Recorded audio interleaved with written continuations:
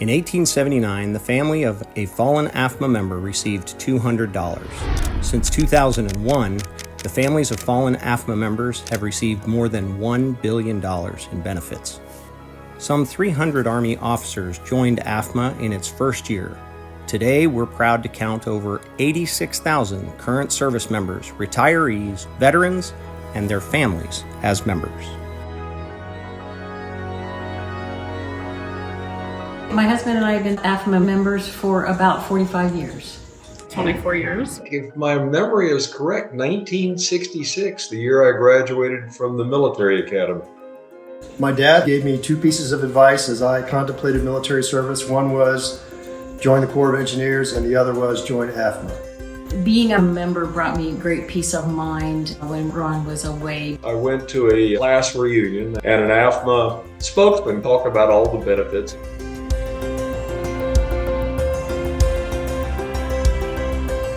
The support is what I really emphasized with AAFMAA. AAFMAA pays for itself way over. You just almost can't be without it. It was only the persistence of you guys saying to me, this is not something you want to walk away from, and we'll help you get through it. That's just service that you can't find hardly anywhere.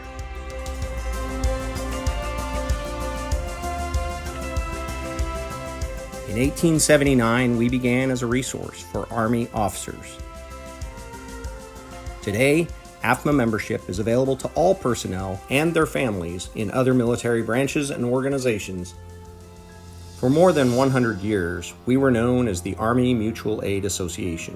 In 1987, we changed our name to the Army and Air Force Mutual Aid Association. And in 2013, we became the American Armed Forces Mutual Aid Association. In 1879, AAFMAA offered life insurance policies exclusively. Today, our financial support extends to other areas of our members' lives, including wealth management and mortgage services. I recently worked with AAFMAA to purchase a home in Wake Forest, North Carolina. They made the process easy, they were very informative and knowledgeable throughout. I'm grateful for the help and guidance I received in navigating this market and in securing a home for my family. Thank you. You can count on us to understand your needs and to be there for you as an AAFMAA member, no matter where you are in your military journey.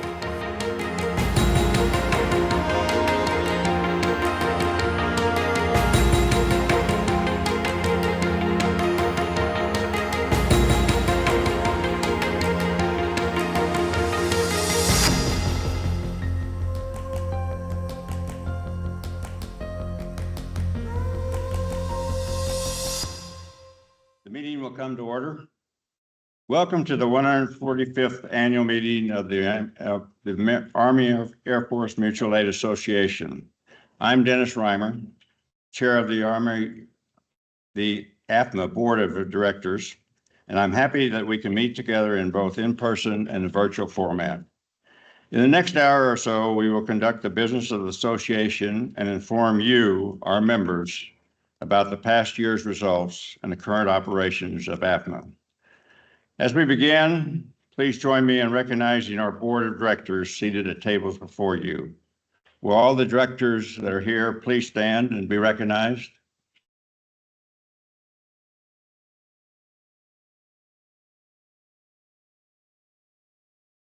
Your Army Air Force Mutual Aid Association board serves without compensation and works hard on AAFMAA's strategy, culture, succession planning, and policies. We also recognize three special members that are attending the meeting today. Having become a member in 2015, CW5 Robert Ware. Will you stand, please, to be recognized?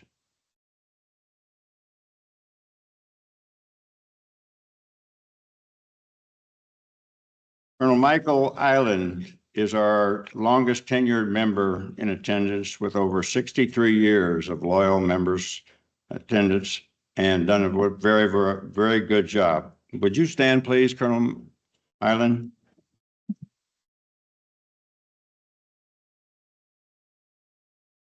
Colonel John Insomni, 99 years young, is our oldest member in attendance. Sir, would you mind standing, please? Just be recognized. Thank you, sir.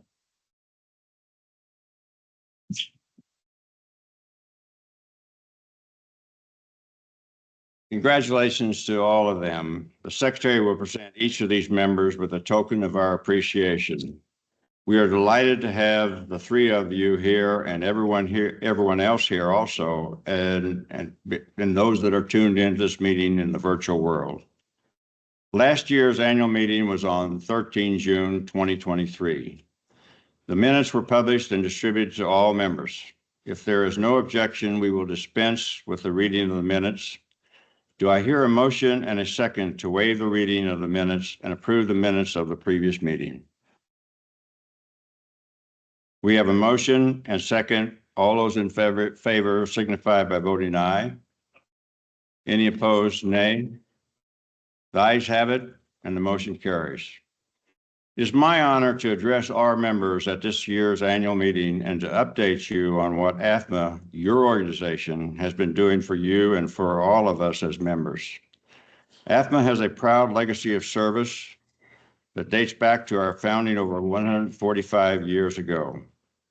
We are dedicated to helping ensure the financial security of the members of the American Armed Forces community and strive to do that better than any other organization. When we think back about our history, a lot has happened in the 145 years. 2 world wars, many other international conflicts, the Great Depression, several recessions, major pandemics ranging from 1920 Spanish flu to the more recent COVID-19. Through all of these challenges, AAFMAA has been a source of confidence and strength to support the American military and their families. As reflected in our annual report, like the American military and like the song says, when we were there, we were needed. When we were needed, we were there. Our members can count on AAFMAA to always be there. We will always be there with the best and the most cost-effective life insurance to protect your families throughout every stage of life. For younger service members, this includes term insurances that are less than SGLI and much less than VGLI. Other members count on AAFMAA for whole life products, including Generation Plus for children and grandchildren, Annuity Life and Wealth Builder to provide long-term savings, and as well as other products that provide a lifetime of financial protection. That is why AAFMAA issued 5,400 new policies last year. That is why I still have a $5,000 policy that I originally purchased 62 years ago, because I knew that AAFMAA would be there when my family needed it most, and that has been the case. Not just my policy, but every one of AAFMAA's life insurance policies includes our exclusive survivor assistance services. That is absolutely invaluable. Last year, our exceptional survivor assistance services team provided superlative personal services to 1,539 families of those who died during 2023.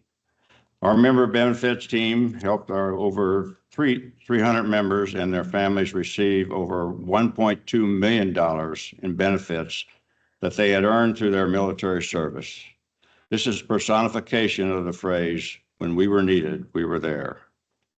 AAFMAA is also committed to being there when our members and assistance with other big financial challenges well beyond life insurance. AAFMAA Wealth Management and Trust, led by Steve Manell, provided keen financial insights and expertise for the 258 AAFMAA members with over $177 million in assets. From comprehensive financial planning to the execution of proven investment strategies, AAFMAA members trusted the organization that is the fiduciary, always put the members first. AAFMAA Mortgage Services, led by Jeff Havner, helped over 250 members borrow over $77 million to build new homes, buy a home, or tap into the equity of existing homes. AAFMAA Mortgage Services has exceptional expertise in VA mortgages, construction loans, and other products that are exclusively designed for the military and veterans. Over the past year, AAFMAA's Board of Directors worked on the implementation of AAFMAA's strategic plan. That plan builds on AAFMAA's unparalleled expertise in integrating military-related government benefits and services to better support our members. This includes improving the products and services that we provide and leveraging technology to more effectively communicate with members of the total force, active, guard, and reserve, as well as grow AAFMAA's membership, especially with those that are just starting their military service. All of the work we do is built on AAFMAA's strong financial foundation and our values-based culture of compassion, trust, protection, and innovation. We are fully committed to AAFMAA's success and, most importantly, to caring for you and your families. The person who leads the staff in taking care of you is Mike Meese, Brigadier General retired Mike Meese, AAFMAA's president. I now call on him to provide the president's report.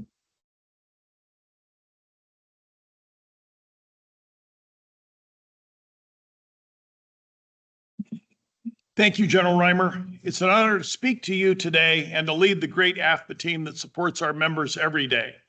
As the video reflected, AAFMAA is the longest serving nonprofit organization that has been taking care of the military and veterans throughout our history. And we're very proud of that history of dedicated service. It all started back in 1879 when we were founded after the Battle of Little Bighorn. At that time, we were the Army Mutual Aid Association, and our mission was fixed: help those survivors of people that had fallen in battle and other members who died. As the nation expanded, so did AAFMAA, slowly increasing our membership over the next 100 years.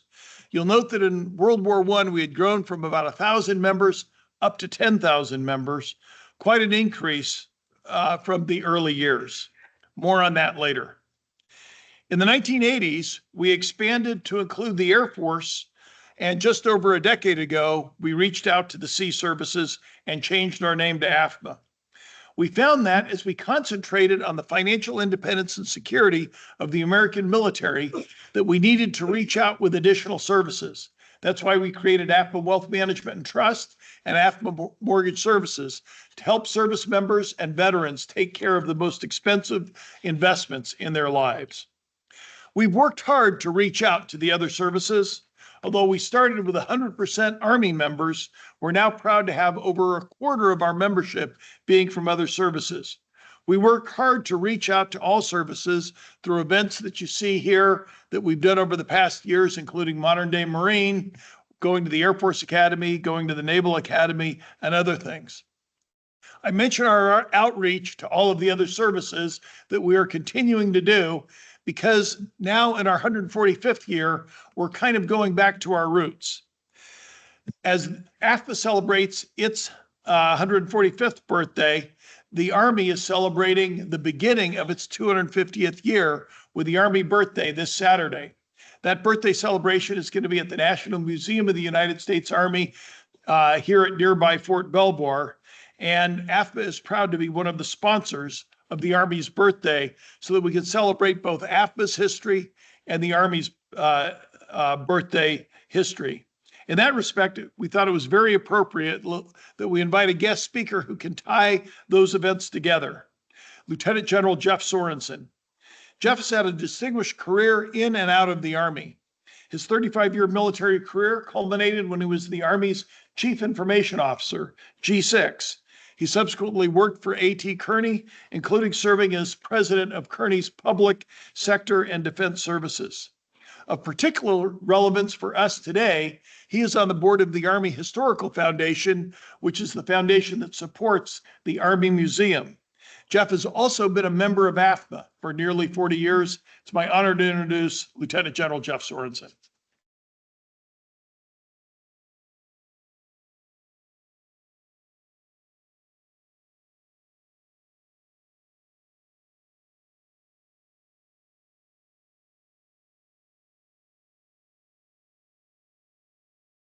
Well, good morning, good afternoon, wherever you are on the video. I'm going to stand over here because I don't like standing behind the podium. Every time I stand behind the podium, I'm sort of get my knees, so I need to walk in. But it's a pleasure to be here on behalf of Judge Saseki, who is the chairman of the board at the Arlington Historical Foundation, which is the local sponsors and National Museum.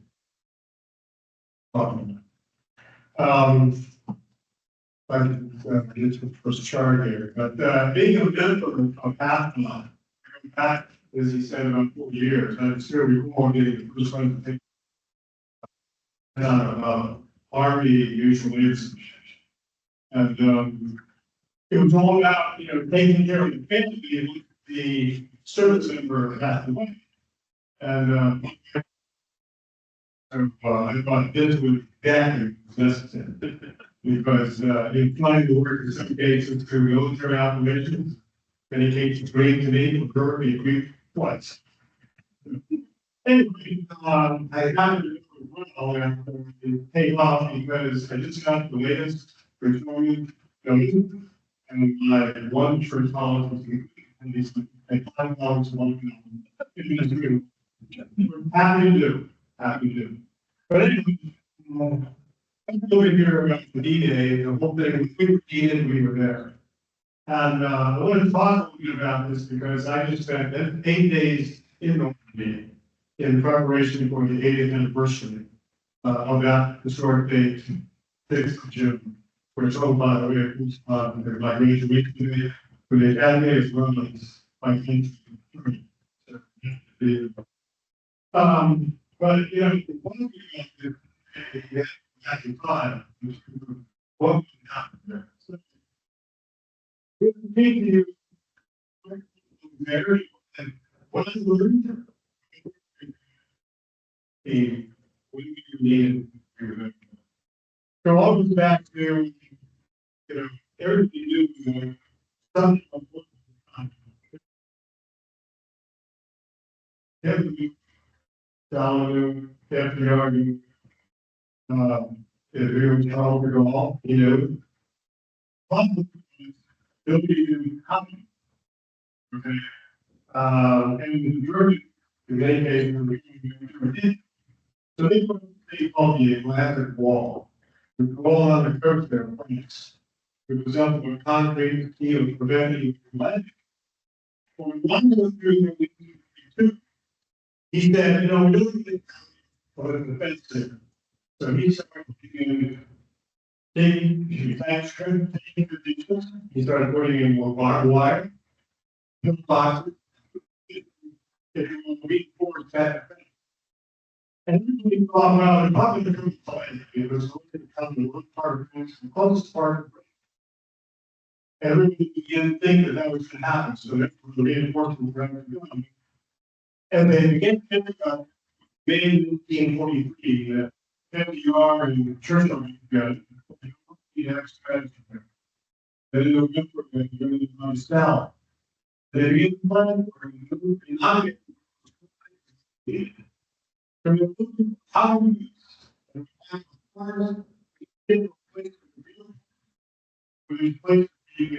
get to a beach, exit the beach, as long as we need to get somewhere for a mountain. So we ended up with an area called House. If you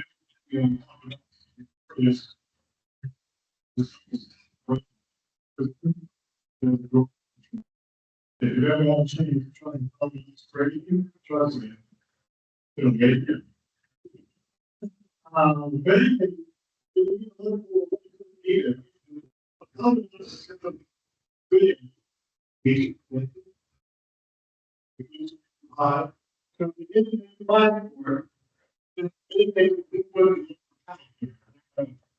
General Bradley, who we basically charged for American, and then General Surgeon, who was in the charge of British. And then these are 5 people that they begin to look at. This was the land division. These were units associated with Utah, 4th Infantry Division, Omaha, 1st, Gold was the 50th division. Bridge, 30th division, sword gauge, 30th division.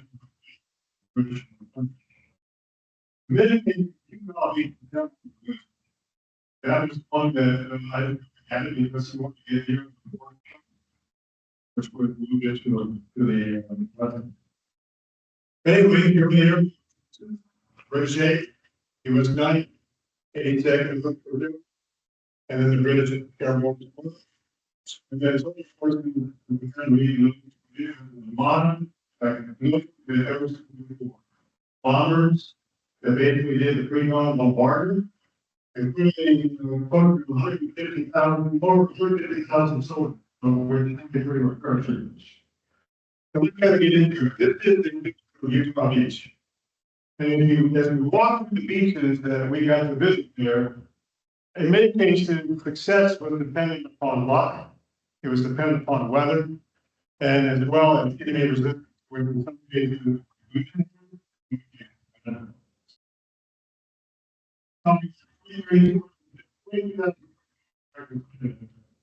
the objective is taught they can basically exit into the primary in France. One is central or mark A, but a lot of pillboxes today. But the other thing was that by luck, when I say luck, they actually meters south of the objective. And we lucked them out because there was weaknesses with them. They are actually going to be very successful, as you can see, a very strong category.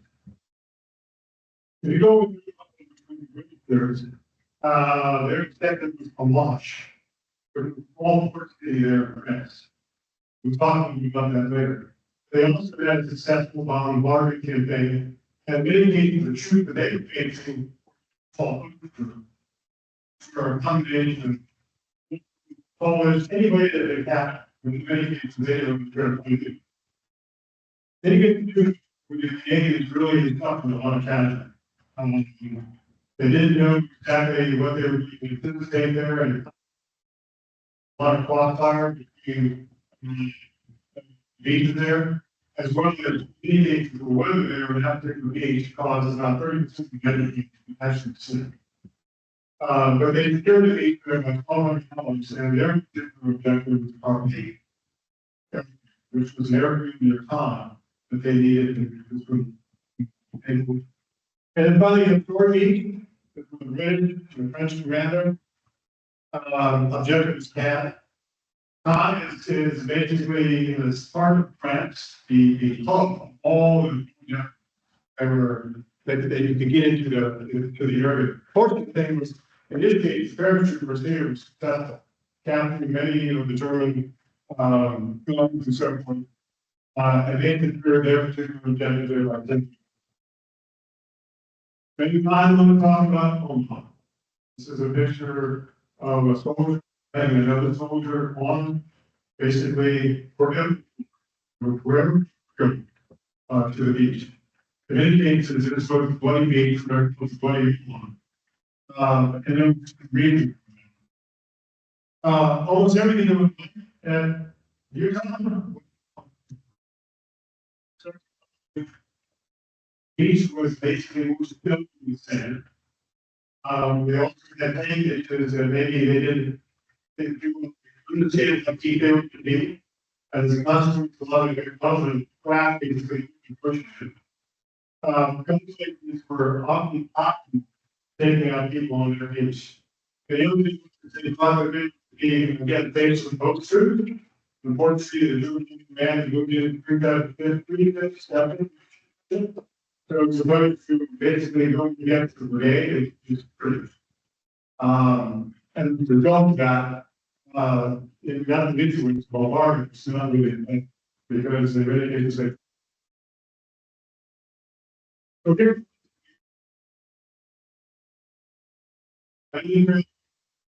So, which is why everything practically will be how people face about 50% of things to out. And then what it is to the beach, that's one on the beach that they And they won't pay more different activities. They probably got the tank in there about 1,700, but you can see right there, 43 or 2,374 gallons. So it was a very bad. But talk a little bit about the Navy. This was a dedication that our Navy did in 2008. You can walk. And there's a lot of war monuments, but not a lot for Navy. But he dedicated this thing basically talking about how to wrap it into the Navy. This is stuff. So I'm talking a little bit about it. Like I said, it was a model like definitely just you can see all the different ships that were involved there, aircraft, conversion vessels, and so forth. But they didn't all like to. There's also making sure the names for not only big ships that come in, but the landing. They also had all the units that they began to support the bombardment. And I think the other thing, in terms of the demolition teams, as well as the field, the bombing, when you order had as many obstacles as they could, such that the soldiers often be successful. This guy, he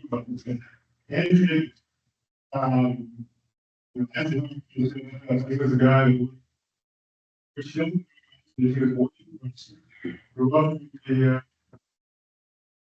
he wasn't convinced of the time to work on pondering. Ended up for a long time, and we ended up with these sort of skill points that but the 1938 was an opportunity for participate in a contest to develop any alphabet. He had always designed certain paths in Big Ten, had a thing called K-12, and it's the best design that anybody. So, again, made and lumber, you can kind of see it here. This is a slope right here, carrying 30 people, 2 motors. They in drop off. They were continuing somewhere between 50 and participated that day, but they just had made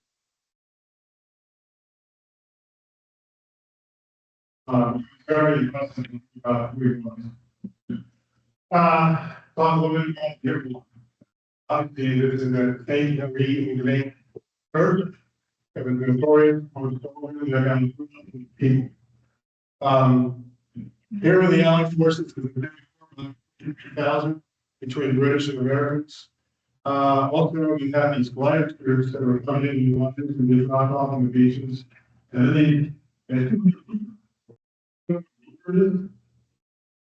there was a building, okay? And they dropped these buildings in the same group, kind of confused. So anyway, here's the down over town. Significantly. First of all, the Pathfinder was moving readily. They didn't in many cases with that now only one AP Pathfinder was part.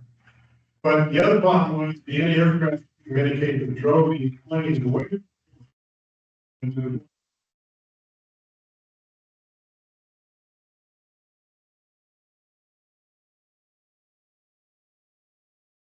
So they were almost trained as a set here. They dropped between 3 to 2,000 feet. They got dropped 600. As a record, they were there was Smith over the course of the 90s, around 50. They were all over the place. This is actually the picture of Don Steele. First, Paris, and then clouds. Yeah. And then you try to talk to try to get the knife out of his food, all of a sudden it drops to the ground. And then you're going to realize definitely alive. So certainly took down, captured, he escaped. participated. I think the other thing too, if you go into the church, there's this thing last week. It was built by the man, this guy Paul Young. That many churches. It is fixed the Virgin Mary, Virgin Mary, Jesus. It's not the people who have meditated to keep it system. Who is the ancient faith of the world, dedicated and dedicated. Here are the results. Initially, only in the first the target. The cost given is pretty important. 8 million, they're projected to see green, red, and destroy the bridges and the third division.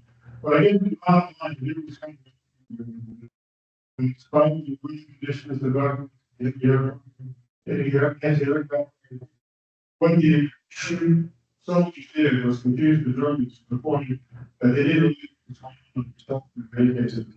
So they did with the Canadian. Now, one of the more interesting things that I found out about was way back in early 1842, they determined that they needed one. But they couldn't, if you would take it, but it's kind of built. And that maybe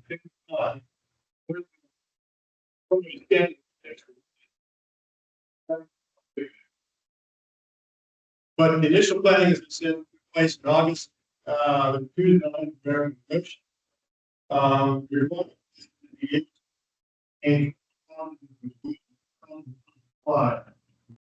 on a daily basis. And they begin to need on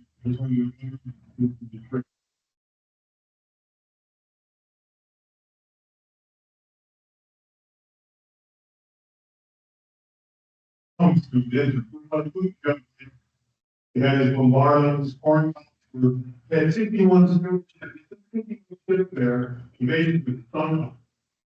Why? If you would break over before you.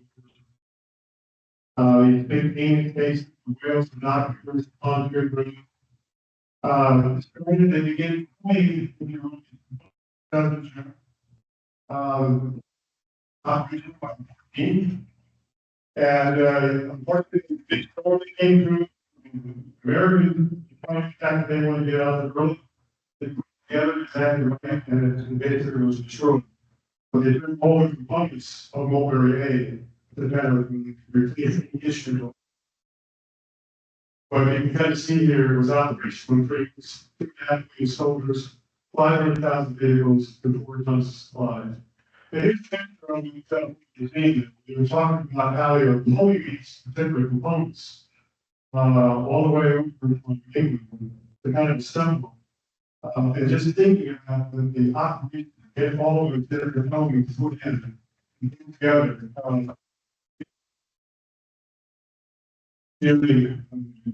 Basically, so,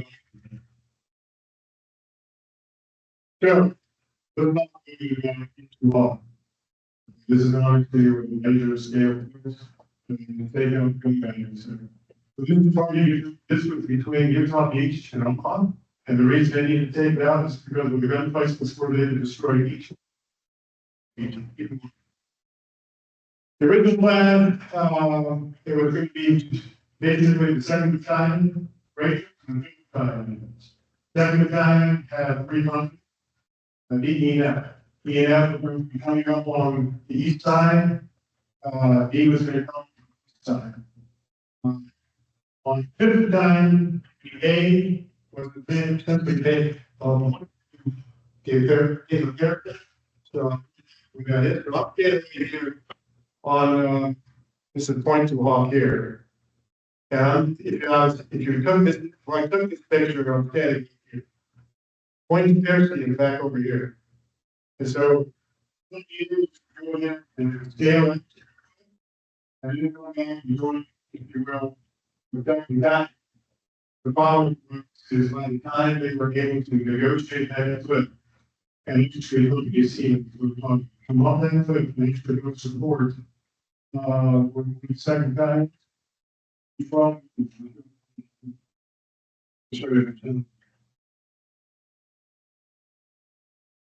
so anyway,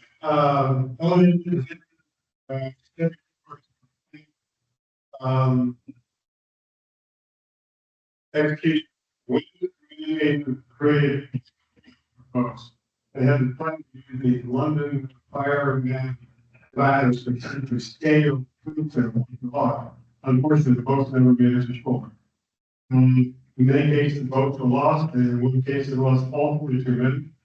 Heavy fire, rope heavy, but yet they continued to climb and made their scale quick. And then they named it in the, what I talked about before about the fifth attack, which was something A and B to join. They never got to save it, so they just gave them something good training. The monument. Minister talked, the major town in the Germans was well bombarded and moved the cannons to move the artillery away. But they continued to work and find out what they were when they did find them, and basically put grenades in the breaches. They also carried the road time block, which was to pointing the beaches there, Omaha and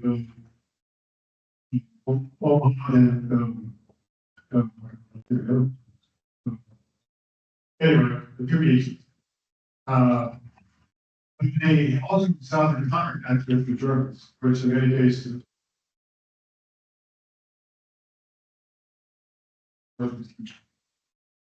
Second time, 77 dead.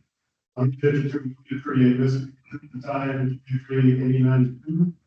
These numbers was like 15% of the capacity of Omaha Beach. So it was really a heartfelt thing, and obviously, we were there talking about what they did and moved the law in terms of how they changed the whole countryside there for the future. On that day, there was been there at the American Study. We're located in this cycle or bigger. It's huge. 176 Omaha Beach. It is erupted. This is a colonnade that exists there as you get into the cemetery. There's right here, 9,388 grave sites, and then there's a water up there with 15 veins or poles of this number. So 9,338, that's not a lot. So someone had the fact was asked back home. People there back home. So this represents one small region. On this colonnade on either side of the colonnade, you have these mapped days talking about the operation, one D-Day and one operation overlook. And it's just about to sit here and look at it and figure out what during that particular period of time. There's a small chapel at the end of the that is shortened that assists in the chapel. Soldiers came there to essentially liberate France, and now they're going back in terms of on the homeward bound ship. This is a reflecting, as I said before, this is the chapel right there at the end. This is this wall of Biston. Each one of these walls, if you look at it, they got, in some cases they got a little set, because in some cases they have found and recovered one of the missing soldiers. Some of the casualties there from D-Day, 4,015 of which 25 were American. 8 were Americans with the bar and dead with either arms. Some key statistics, very little on the center. 35 sets of brothers, father and son. That's very much. So Colonel Ali Reed, who was 75th very on. He was commander, and he was artillery shell hit his jeep, and he died. And 3 weeks later, his son, the Roman Academy in 1842, who was initially deployed to attack the team in Italy, and as he was going into conducting his combat operation, first day, he got killed by an artillery shell. So within 3 weeks, both father and son perished. The 3 generals, 147 African Americans, Native Americans, and 4 members of the Women on the Corps. So no milestones. I mean, there.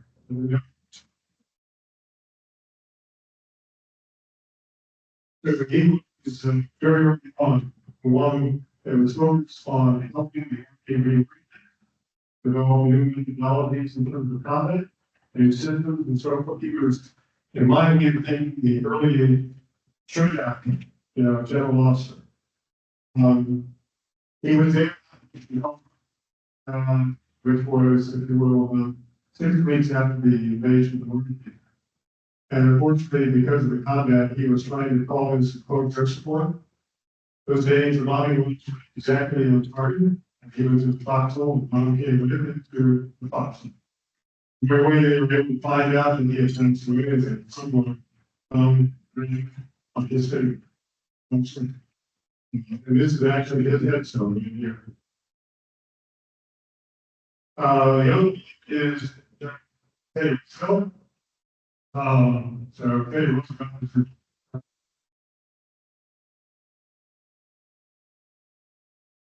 initially out there in Sicily, Sardinia, called back and prepare for the war. And by the end of the war, as it began to embark upon the invasion, he was all of a sudden he would leave the command when he came to the general officer of their division. Said, I'm in the 4th division. I'm not sure you're ready to go. So I'm ready to go for the pumpkins, but I'm not ready to go. He paid immediately because he charged and threw the enemy lines. You found out that you didn't get shot in the head, got shot in the knee. So constantly he would walk around in pain. But he was actually the first boat to land on Omaha Beach. And the United States was the second 2,000 meters south. He didn't even know it. He said, together, we're going to start the war right here.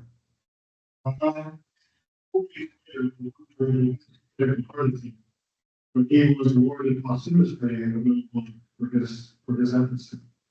Turns out to come out his brother was fighting World War I was killed. Although he was buried in a different part of France, the family decided to relocate, so they're now side by side there at the Garden Cemetery.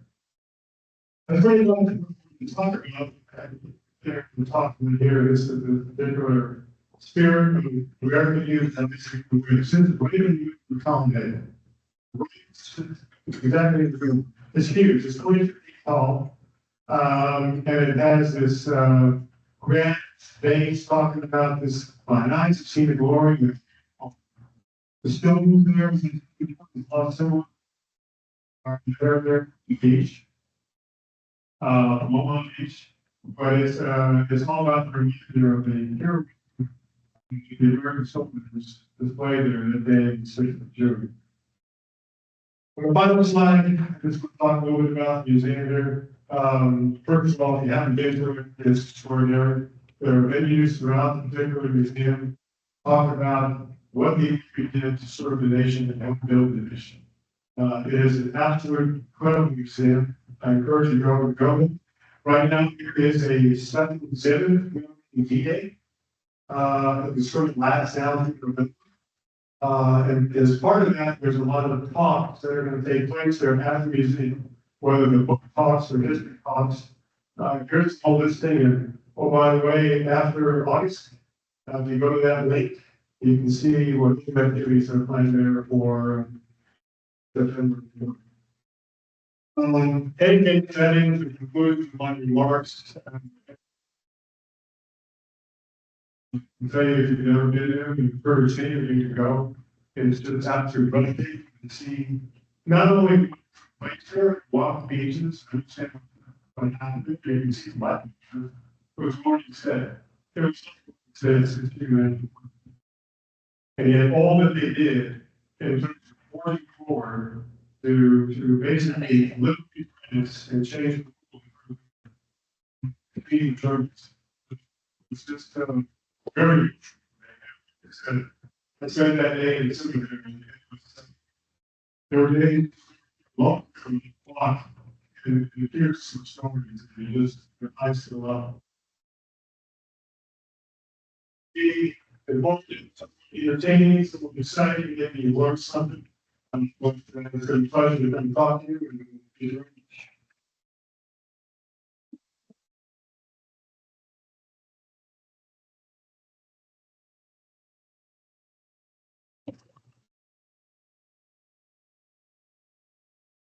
Thank you very much, sir. We really appreciate those comments because thinking of our history and thinking of our 145 years, D-Day's about halfway in between, and it really reemphasizes for all of us the importance of what we do at AAFMAA every day.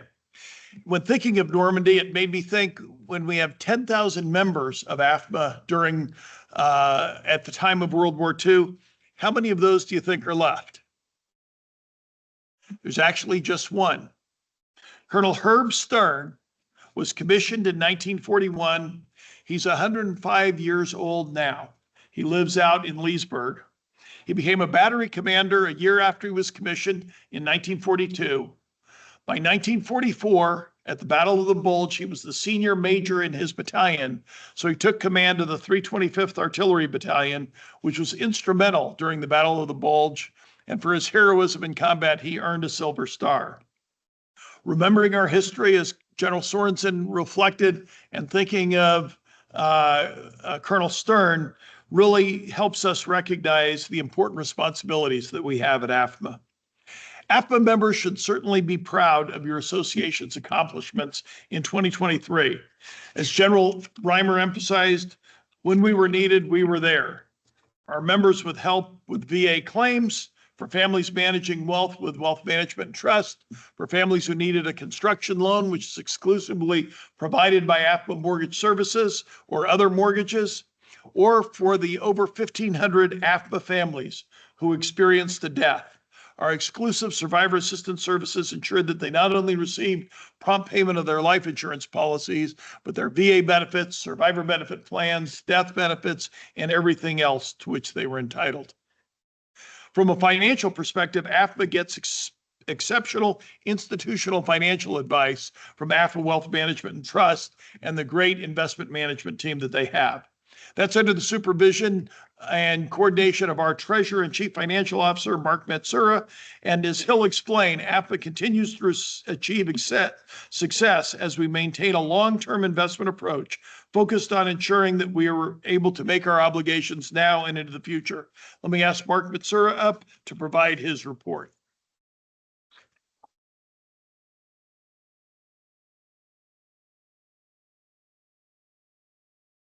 Mr. President, Mr. Chairman, good afternoon, and welcome to our members joining us here in person and virtually. I'm pleased to provide the Treasurer's Report for 2023. AAFMAA is in its 145th year of providing life insurance and survivor assistance to military families. Today, AAFMAA is a diverse financial services organization offering residential mortgages, financial planning, and investment management and trust services. At AAFMAA, we take seriously our responsibility to serve as the stewards of our members' resources. AAFMAA's financial highlights are available in the 2023 annual report, available online at aafmaa.com and sent to every member. At the end of 2023, AAFMAA held $1.3 billion in assets on a statutory basis. Our portfolio includes fixed income, equities, mortgages, and real estate investments. In 2023, the net yield on assets was 3.4%. That's up from 3.1% in the previous year. AAFMAA continues to maintain a diversified portfolio focused on long-term growth and solvency. Total income in 2023 was $101 million. AAFMAA's primary sources of revenue continue to include insurance premiums and investment income. AAFMAA's primary expense relates to the death benefits we pay out on our insurance policies. In 2023, we paid out over $72 million in death claims for surviving military families and their loved ones. Net income for 2023 was $166,000. Despite economic uncertainty driven by inflation, geopolitical tensions, and our transition to a post-pandemic new normal, AAFMAA continues to generate value for its members. In 2024, we're pleased to offer crediting rates of up to 5.1%. These products that we offer 5.1%, up to 5.1% on include value-added whole life, wealth builder life insurance, and annuity life. Crediting rates are set by our board of directors, and they reflect economic conditions, market dynamics, and the performance of our investments. Mr. President, Mr. Chairman, in conclusion, AAFMAA's financial position remains strong and resilient. AAFMAA continues to fulfill its mission in ensuring the financial security and independence of the American Armed Forces community.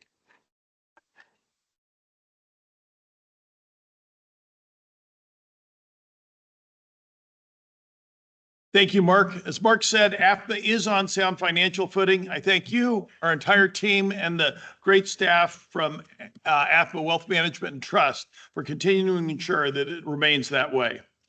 In addition to financial soundness, the focus of the great AAFMAA staff, whom I'm proud to lead, is to ensure that we will always be there, leading with our expertise and experience to expand our outreach to the American Armed Forces community. AAFMAA will always strive to be the leading provider of life insurance exclusively for the military, and we do that affordably and with the best value.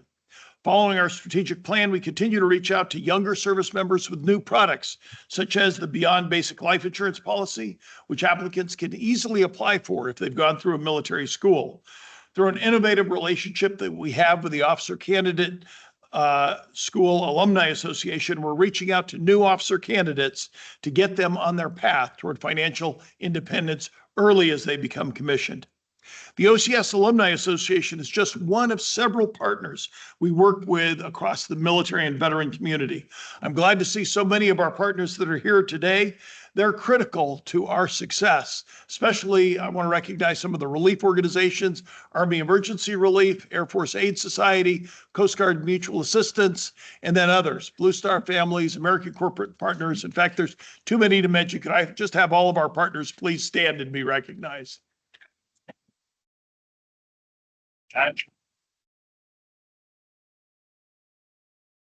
And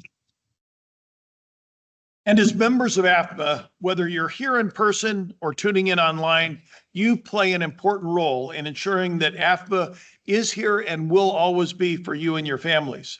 For us to be there when we are needed, you can do two things today to help us, that'll help us help you. First, update your file. Every AAFMAA member, from the newest private that's joined us to Colonel Stern, has a personalized record with us and an individual secure digital vault. You should keep all your key documents stored there, and if it's been more than a year or two since you've updated them or updated us, reach out to us either online or just call us in the next several weeks so that we can update your file. Second, tell others about AAFMAA. Our marketing team is great, but the best recommendation comes from a fellow AAFMAA member. Tell your friends, and remember that in most cases, your children and grandchildren are eligible for AAFMAA policies and services as well. We are and always will be there for you because of the exceptional 150 AAFMAA employees in all parts of our organization that are true experts in ensuring the financial security and independence of the American military community. Our entire board of directors and about a third of our employees are all either military, veterans, or military family members. We take pride every day in serving you with compassion, trust, protection, and innovation. All of us are committed to AAFMAA's mission and work exceptionally hard because we truly care about you. I'm proud of each of them, and I hope that you have time to talk and meet with them during the lunch afterwards. We rank extremely high on Trustpilot, and in fact, of our over 1,000 five-star reviews that we have, almost all of them mention an AAFMAA employee that people have worked with and have been very satisfied about. I want to thank all of them, but especially I want to single out one person in particular. She doesn't actually know that I'm going to do this, but our longest serving member of senior management is celebrating her 20-year anniversary with AAFMAA. So could I ask our Vice President of Human Resources, Tiana Falabolita, to please stand and join me in thanking her for 20 years of service.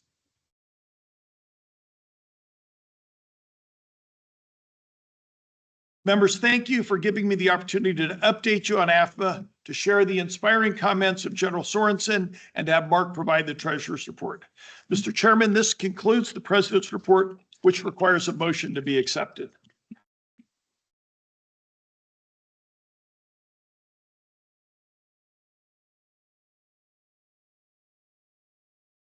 Do I hear a motion and a second to accept the President's report?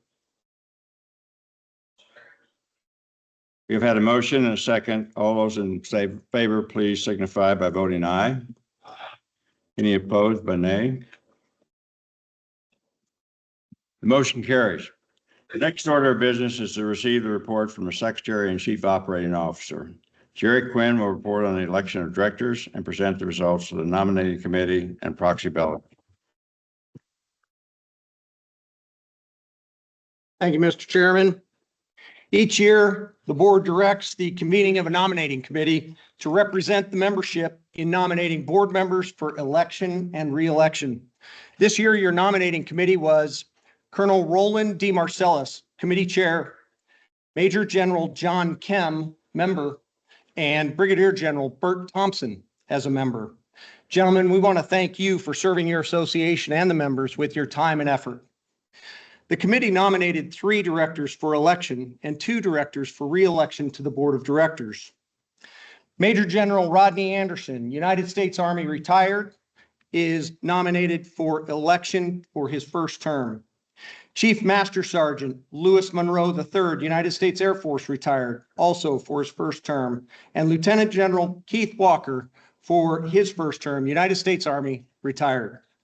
For re-election to the board of directors, Lieutenant General John Dubia, United States Army retired, and Brigadier General David Reist, United States Marine Corps retired. The proxies were received, duly counted, and certified by an independent proxy service. All nominees were elected and re-elected by the membership, and their terms will continue until the annual meeting in 2028. Mr. Chairman, this report requires a motion to close the nominations and ratify the election by the members.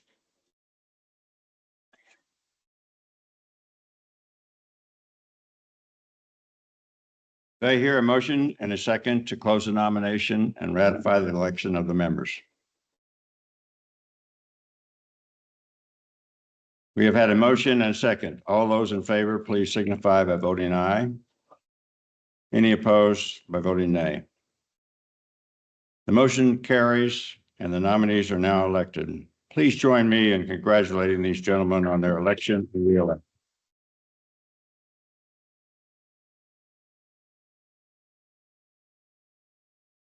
Is there any more business to come before the meeting? Hearing none and seeing none, we will conclude the formal business of our 145th annual meeting of AAFMAA. Before we adjourn, let me share with you a personal reflection and lead into the closing here. My wife and I, Mary Jo and I, had the great honor of living in quarters 1 at Fort Myer for 4 years. And while we were there, we often hosted dinners for visiting foreign dignitaries, military dignitaries.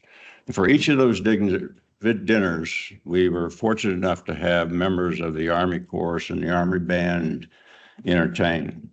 And you saw some of them, or you saw two of them anyway before. They were outstanding. And they, no matter what we did with the dinner, the music always saved our day. So before joining lunch, which is ready to be served, we have something very special. To celebrate the 145th year of AAFMAA in 2024, please enjoy the special performance of When We Were Needed, We Were There by Holly Shockey and Tony Knocker. Thank you.